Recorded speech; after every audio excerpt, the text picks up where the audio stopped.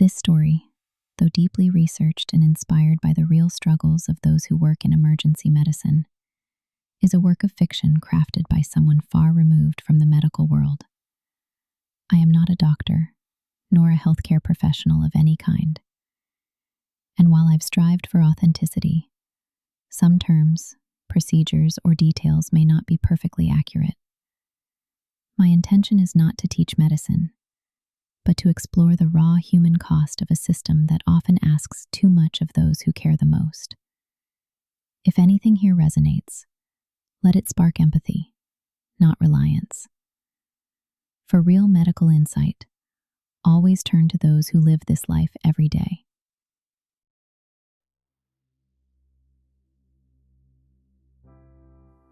I remember the night Martin came in like it was etched into my bones, a scar that won't fade. It was my third 24-hour shift in a row at Metropolitan General, this sprawling beast of a hospital in the heart of a Midwestern city that chews up doctors and spits out husks. The ER smelled like always, sharp antiseptic biting at the back of my throat, mixed with the metallic tang of blood from the trauma bay next door. And underneath it all, the faint rot of vomit that no amount of bleach could erase.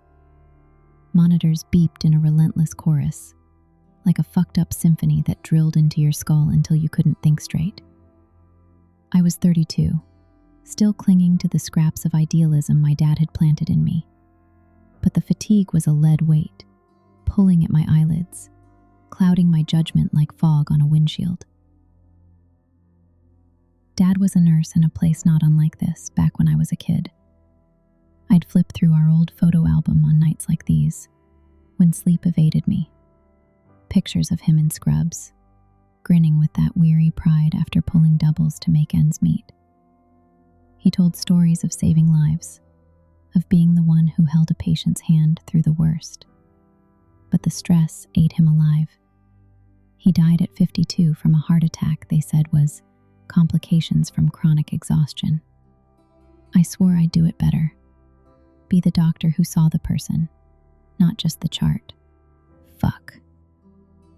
Now, here I was, buried under protocols that valued door-to-doctor times over actual care. Bosses breathing down my neck about admission rates because the hospital's funding hung on those goddamn metrics from the government pay-for-performance schemes. Half the ER docs I knew were burned out. Studies whispered about 50 to 60% of us teetering on the edge. But who had time to read them when you were drowning in patients? Martin rolled in around midnight, wheeled by paramedics who looked as ragged as I felt. He was 58, a Latino guy from the construction sites downtown. The kind of worker who built this city, but got screwed by the system every step. His English was broken, laced with pain as he clutched his abdomen. Dolor, like tearing, he gasped, sweat pouring off him like he'd run a marathon. Nausea, vomiting, weakness, vague as hell. In the ER, vague symptoms are the enemy. They hide killers behind everyday bullshit. I did the exam, skin clammy and cold, pulse thready in his legs. But my mind was on the backlog. 10 patients waiting, a kid with a fever screaming in Bay 3, and the attending barking about throughput. Probably food poisoning, I muttered to the nurse, ordering fluids and antiemetics. Common mistake, right? A third of aortic dissections get mislabeled that way, especially in busy shifts where you're juggling too much. But I didn't order the CT angio, didn't chase the D-dimer test that might have flagged it. Sent him to observation, thinking he'd stabilize by morning. By 4 a.m., alarms blared. Rupture. The aorta had torn open like wet paper, blood flooding his chest. Cardiorespiratory arrest hit fast. We coded him for 45 minutes, shocks ripping through his body, ribs cracking under compressions. Nothing. He was gone. Another statistic in a system where misdiagnoses kill up to 250,000 a year, and minorities like him get hit hardest. Higher rates of overlooked signs because, let's face it, the biases are baked in. from language barriers to assumptions about pain tolerance. I stood there, gloves slick with his blood, staring at the flat line, the guilt slamming into me like a freight train. What if I'd listened closer? What if the fatigue hadn't dulled my edge? That guilt followed me home, a shadow that grew in the dark. My apartment was a mess. Takeout containers piled up because who cooks after shifts like that? My partner, Alex, was already pulling away. We'd fought that morning about my absences, how I came home hollow, snapping at nothing. "You're not you anymore," he'd said. I loved him, but the job was a vampire, sucking the life out. That night, I collapsed on the couch, but sleep was a joke. Instead, I replayed the exam in my head, an obsessive loop. Martin's skin under my fingers, cold and slick with sweat.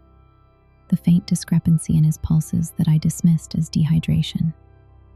Classic sign for aortic dissection, overlooked in 1 in 5 initial presentations.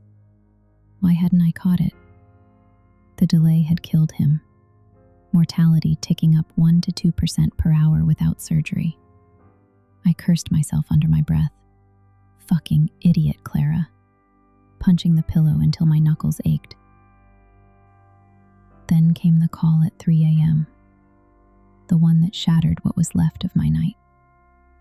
My phone buzzed on the nightstand, vibrating like an accusation in the pitch-black room.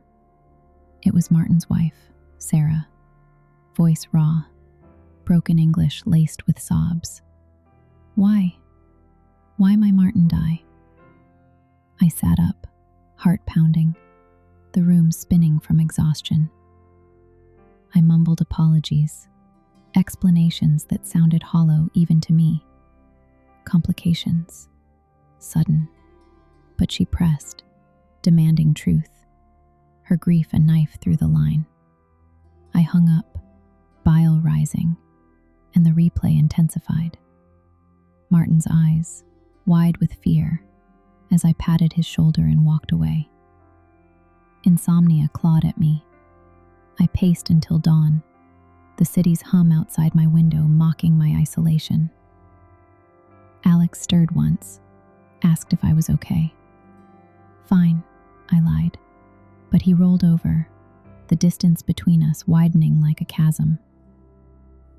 Days blurred into the M&M conference, that cold autopsy of fuck-ups we all dreaded. The room was sterile, fluorescent lights buzzing like angry bees. Colleagues in white coats sipping coffee as if discussing weather. Patient presented with abdominal pain, nausea. Initial workup negative for acute abdomen. The attending droned, flipping slides. No mention of the human cost, just clinical detachment. Misdiagnosis rate in ER hovering at 5 to 10%. But hey, shit happens. They pinned it on vague symptoms, ignoring how our overloaded shifts bred errors. I sat there, stomach churning, the scent of stale coffee mixing with my sweat. My boss, Dr. Hale, pulled me aside after. "Sign this report, Clara." Frames it as inevitable complications. Protects the hospital from lawsuits.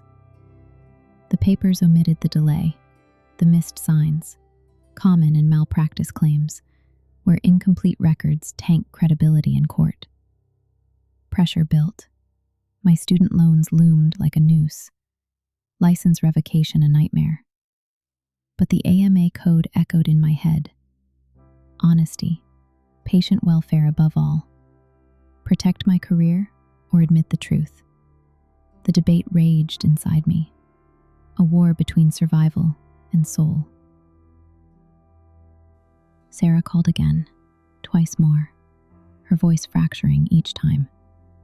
She pleaded to meet, the widow who'd waited in the lobby that night. I resisted, but the guilt won.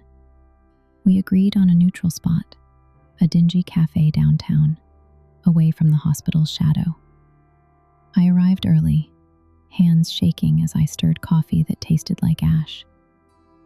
She walked in, a woman in her 50s, face etched with loss, carrying a small cross necklace like a talisman. We sat across a scarred table, the hum of the espresso machine drowning out the awkward silence at first. "I need to tell you the truth," I started. The words tumbled out, raw and unfiltered. Martin's pain wasn't food poisoning. It was a type A aortic dissection, a tear in the main artery that demanded immediate surgery. I described the symptoms, the ripping pain, the weak pulses I'd felt but ignored, the sweat beading on his forehead like dew on a grave. Flashback hit me mid-sentence. Back in the ER, his hand gripping mine weakly as I auscultated, murmuring in Spanish about his family. "Familia, por favor." I choked on the memory, tears blurring my vision. I should have ordered the CT angio right away, I confessed. The test that could have visualized the tear saved him, but the ER was slammed. Delays, standard in our understaffed hell, where burnout fogged decisions. Sara's face crumpled, anger flashing first.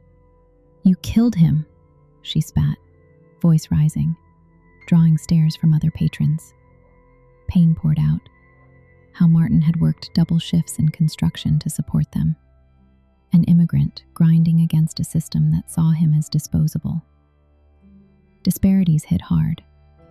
Latinos like him faced higher misdiagnosis rates, overlooked in the rush. Flashback again. Dad's photo. Him with a patient much like Martin, whispering, "See the person, Clara." Her sobs echoed mine. I reached across, our hands clasping in shared agony. No consolation came easy. The truth was a blade, not a balm.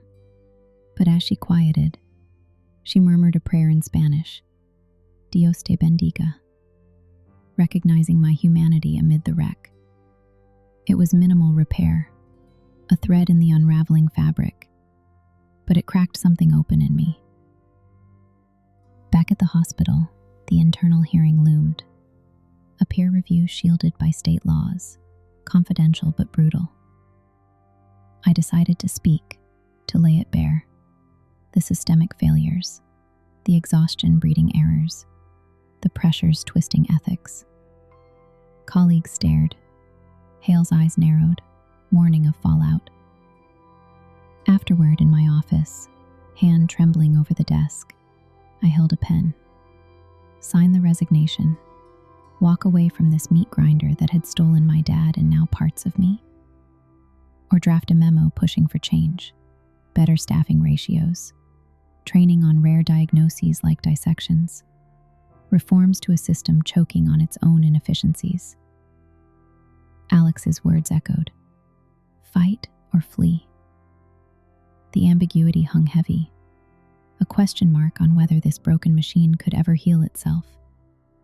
My fingers hovered, the ink waiting, the choice suspended in the air like a held breath. Thank you for listening.